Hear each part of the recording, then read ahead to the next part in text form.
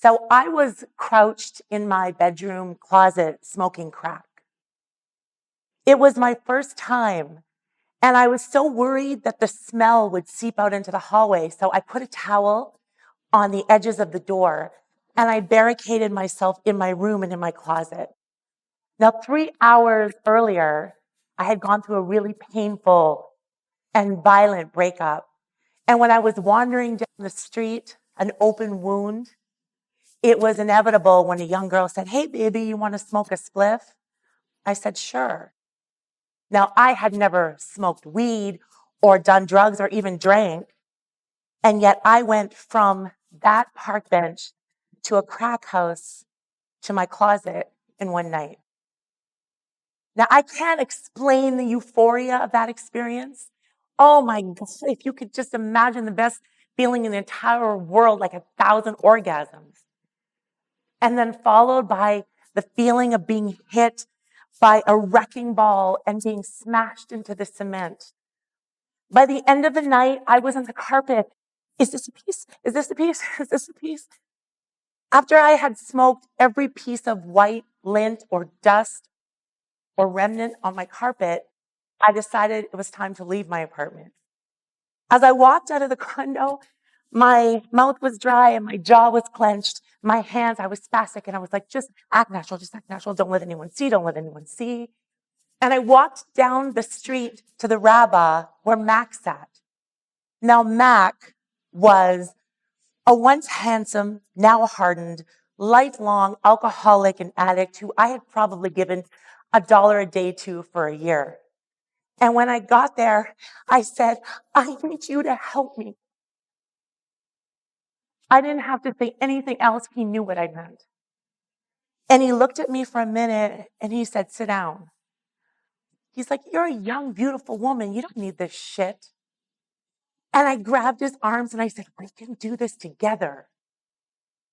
You see, my new addict knew that I could manipulate his lifelong addict. And a minute later, he said, "Come with me." And we walked across the street to the parquet with the wooden table where people play chess during the day and the stone stools. And he said, "Wait here." And I shook with anticipation and excitement. And 5 minutes later, he returned with 4 guys. These are 4 men that I had never seen before, but I would never unsee after that moment. The first guy, Amigo, he could have been 40 or 70. The years hadn't been kind. And he turned around. I could see these faded, dirty jeans hanging off of his emaciated body. And he said, "Look at me." He's like, "I'm skin and bones. My clothes don't even fit on me."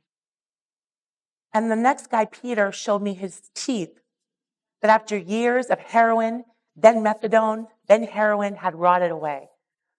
And one by one, they told me about the effects of drugs when it hit me. They were giving me an intervention.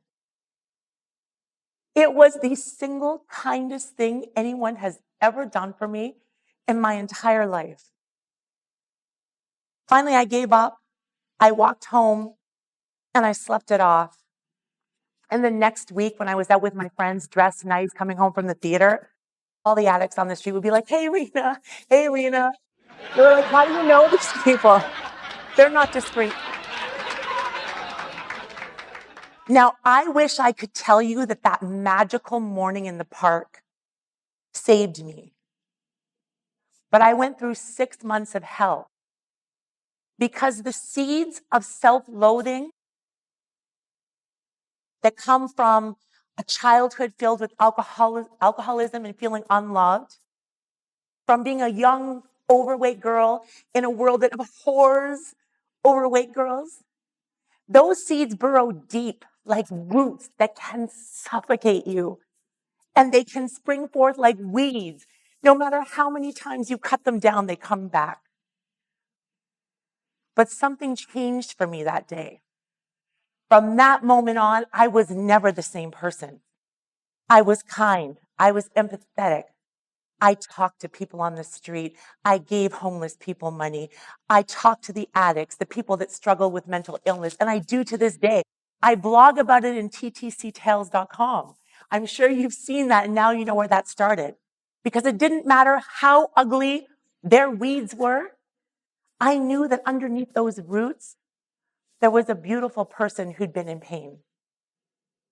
So I was so honored to be able to have the opportunity to come here tonight and to share the Maria's memory, because I wanted to share the biggest lesson of my entire life.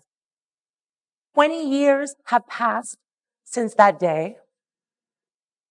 And I want to tell you, if you're struggling with low self-worth or low self-esteem, or you have the roots of pain, if you plant 1,000 seeds of loving kindness, pain and poison can't grow here anymore. Thank you.